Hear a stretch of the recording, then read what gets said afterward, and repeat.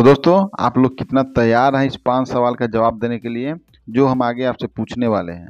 क्योंकि बिहार पुलिस की अगर आप तैयारी कर रहे हैं तो यह जो सवाल होने वाला है बहुत ही महत्वपूर्ण सवाल है। तो दोस्तों, केवल हम सवाल नहीं पूछेंगे, इसके बारे में आपको डिटेल्स बताएंगे। जो हम आपसे सवाल पूछेंगे उसके बारे में डिटेल्स बता देंगे कि आपको आने वाला एग्ज़ाम में अगर किसी भी तरह से इससे रिलेटेड अगर सवाल पूछता है तो आप नहीं गड़बड़ाइएगा, ये हम 100% दावा करते हैं। तो दोस्तों नमस्कार, अब तक आप मेरे चैनल को सब्सक्राइब नहीं किए तो कृपया चैनल को सब्सक्राइब जरूर करिएगा और बेल आइकन भी दबा दीजिएगा ताकि कोई भी हम वीडियो बनाएंगे उसका नोटिफिकेशन आपको सबसे पहले मिलेगा। तो दोस्तों बात करते हैं बिना समय गंवाए। पहला क्वेश्चन आप देख रहे हैं कि भारत की प्राचीनतम पर्वत श्रृंखला कौन है। तो जितने सवाल पूछेंगे सभी के लिए 15 सेकेंड आपको मिलेगा। आप बताएं, ऑप्शन आपके सामने है।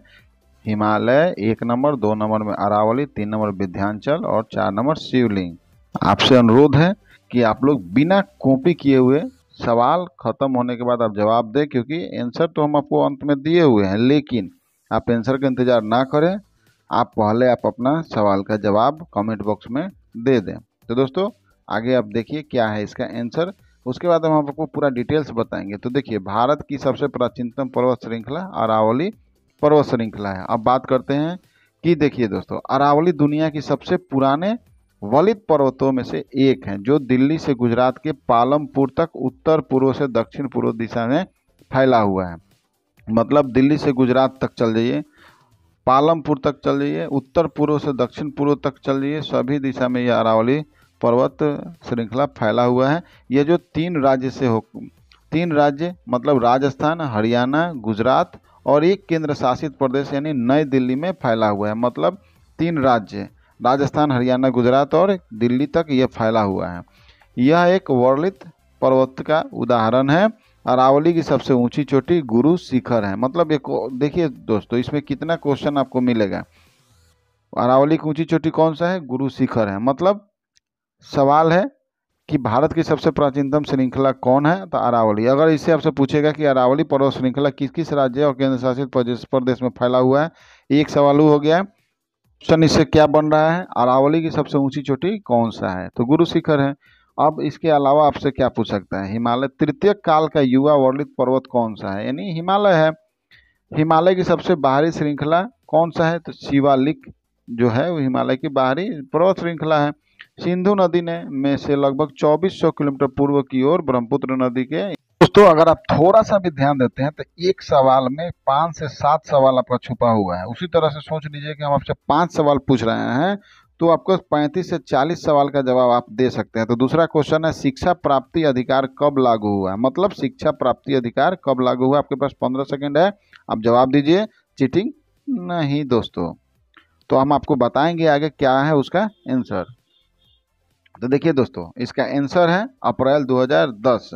अब बात करते हैं कि इसका क्या होना चाहिए मेन। तो देखिए दोस्तों, 1 अप्रैल 2010 को शिक्षा के अधिकार को एक अधिनियम बनाया गया था। मतलब आपसे अगर सवाल पूछा जाए कि शिक्षा के अधिकार का अधिनियम कब लागू किया गया है, तो 1 अप्रैल 2010 को।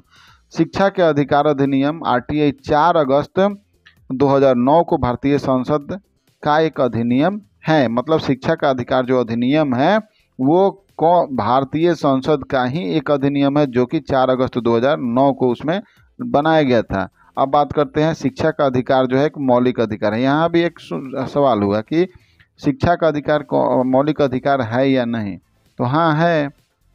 तो दोस्तों, शिक्षा का अधिकार न केवल भारत के किसी भी क्षेत्र में बल्कि स्कूल, कॉलेजों और विश्वविद्यालयों में भी शिक्षा पाने का अधिकार प्रदान करता है। यह जो शिक्षा का अधिकार है, ये सवाल देखिए कितना आप इसे बना सकते हैं, कितना भी आपसे पूछे इसके बीच में तो आप उसका जवाब।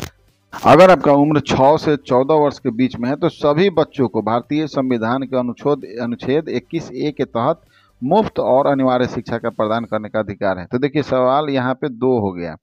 इसी तरह जो हम आपसे सवाल पूछ रहे हैं उससे रिलेटेड आपसे हर सवाल में 5-7 क्वेश्चन आपसे। दोस्तों आप देखिए, भारत की गंगा नदी को स्वच्छ करने में मदद करने के लिए कौन सा देश आगे आया है? आप इसका 4 गो ऑप्शन है, ईरान, इजराइल, आयरलैंड, इटली। इस 4 को में से ऑप्शन में से अपना जवाब दे सकते हैं। 15 सेकेंड का आपके पास समय है। तो दोस्तों अब समय आपका बीत चुका है। आंसर है इजराइल। इसका प्रमुख बिंदु आप देख लीजिए कि भारत की गंगा नदी की सफाई में मदद करने के लिए इजराइल आगे आया है। अब इसमें पूछ सकता है सवाल कि भारत की गंगा नदी की सफाई में, तो ये तो पूछ लिया कि इजराइल है। इजराइल गंगा नदी की सफाई में भारत को अपनी विशेषज्ञता की पेश किया है। पवित्र लेकिन प्रदूषित देवी गंगा को अभी भी इजरायली क्लीन टेक द्वारा बचाया जा सकता है। यानी इजराइल ही एक ऐसा देश है जो कि भारत को कहा है कि हम आपके गंगा नदी को सफाई करने में मदद करेंगे। सरकार और निजी क्षेत्र के जल विशेषज्ञों को एक इजरायली प्रतिनिधि मंडल ने भारत का दौरा किया है। इजरायल न्यूटेक इजरायल के उद्योग, व्यापार और श्रम मंत्रालयों के नेतृत्व में यह एक पहल है जो कि गंगा से संबंधित परियोजनाओं पर बोली लगाने के लिए इजरायल की स्वच्छ तकनीक कंपनी को भारत भागीदारों से जोड़ा जाता है। इसका देखिए प्रमुख बिंदु क्या है हम आपको बता दिए हैं। और भी इससे अतिरिक्त जानकारी क्या है, नमामि गंगे कार्यक्रम किसके लिए आता है, तो गंगा की सफाई के लिए। यहाँ एक और सवाल आपसे पूछा जा सकता है कि जो यह नमामि गंगे जो परियोजना है किसके अध्यक्षता में लागू किया गया है, तो प्रधानमंत्री नरेंद्र मोदी की अध्यक्षता में इसको लागू किया गया। और इसका काम क्या है, गंगा नदी की सफाई करना। तो दोस्तों नमामि गंगे कार्यक्रम की मुख्य विशेषता क्या है 2014 से 15 के बजट में। तो दोस्तों अगला सवाल है आपके लिए, भारत का कौन सा राज्य क्षेत्रफल की दृष्टि से बड़ा है, तो आपका ऑप्शन है महाराष्ट्र, उत्तर प्रदेश, राजस्थान और मध्य प्रदेश। ये आपका ऑप्शन है, आप उसमें से जवाब दे सकते हैं। आपके पास सब क्वेश्चन के लिए 15 सेकंड है। ऐसा नहीं कि हम बोल रहे हैं उसके बाद आपको 15 सेकंड मिलेगा। हम आपसे सवाल उस वहाँ पे दिखा आपका, फिर आपका 15 सेकंड चालू हो गया। आप देख सकते हैं कि राजस्थान है क्षेत्रफल की दृष्टि से। अब बात करते हैं कि इसका देखिए की पॉइंट्स हम आपको बताते हैं। क्षेत्रफल की दृष्टि से राजस्थान भारत का सबसे बड़ा राज्य है।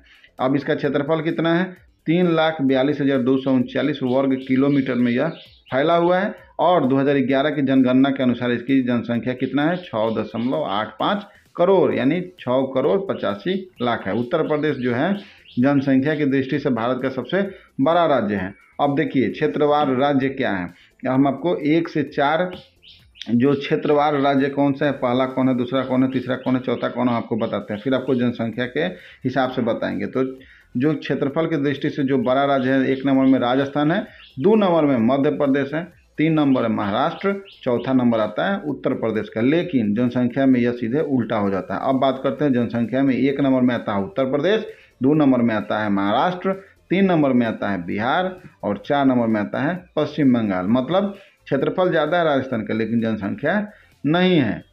आप उत्तर प्रदेश जो है जन क्षेत्रफल में भी 4 नंबर पर है लेकिन जनसंख्या में आपका 1 नंबर पर है। अब बात करते हैं कि कौन सा देश यूएनएससी का अस्थायी सदस्य नहीं है। यूएनएससी में आपका भारत नहीं है कि 2 संयुक्त राज्य अमेरिका, 3 नंबर रूस, चौथा फ्रांस। यानी ये 4 को जो ऑप्शन बताएं उसमें से कौन सा नहीं है, तो भारत यूएनएससी का सदस्य नहीं है।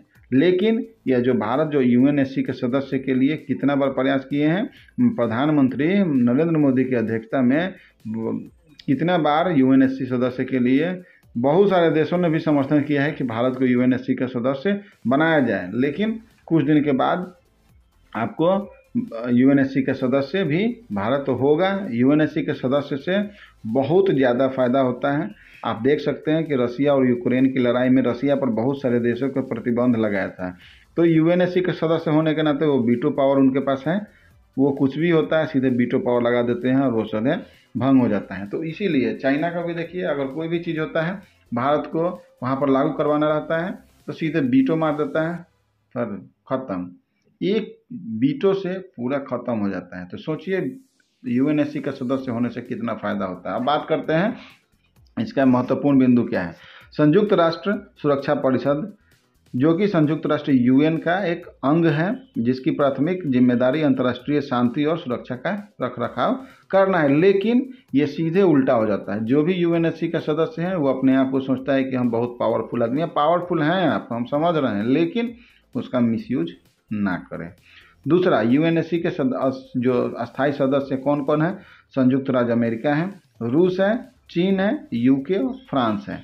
जबकि परिषद की कुल संख्या 15 सदस्य है। इसकी संरचना के लगातार सुधारों के साथ इसकी संख्या बदल इसमें गैर अस्थायी सदस्य हैं। मतलब अस्थायी सदस्य नहीं है, यह गैर अस्थायी सदस्य है। लेकिन अस्थायी सदस्य के लिए अपना हर समय मुद्दा उठाते रहते हैं और बहुत सारे देशों का इनको समर्थन भी मिलता है। अब बात करते हैं G4 देशों द्वारा रखा गया एक प्रस्ताव 6 नए अस्थायी सदस्यों को जोड़कर सुरक्षा परिषद की सदस्यता को 25 सीटों तक बढ़ाने का था, जिसमें प्रत्येक के लिए एक और अफ्रीका के लिए 2 शामिल थे। तो दोस्तों हम आपसे 5 सवाल पूछे और 5 सवाल में से जो हम आपको उसमें जो आपको की पॉइंट्स बताए हैं और मेन उसका जो पॉइंट रखे हैं उसी से रिलेटेड, तो अगर आप इसको अच्छी तरह से ध्यान दिए होंगे, अगर नहीं भी ध्यान दिए हैं तो क्या हुआ, आप एक बार और बैक करके अच्छी तरह से इसको देख लेंगे। अगर आप इसको अच्छी तरह से देख लेते हैं तो आपका 40 से 50 क्वेश्चन आपका कंप्लीट हो जाएगा। तो दोस्तों अगर इसी तरह की अगर आप और भी क्वेश्चन सेशन करना चाहते हैं तो कृपया कमेंट बॉक्स में अपना अगर आप लिखते हैं यस ठीक है, और भी आपको अगर क्वेश्चन सेशन इसी तरह का चाहिए तो आप लिख सकते हैं कमेंट बॉक्स में, हमको उत्साह से हम आपके लिए दूसरा लाएंगे। तो दोस्तों फिलहाल इस वीडियो में इतना ही। जय हिंद, वंदे मातरम।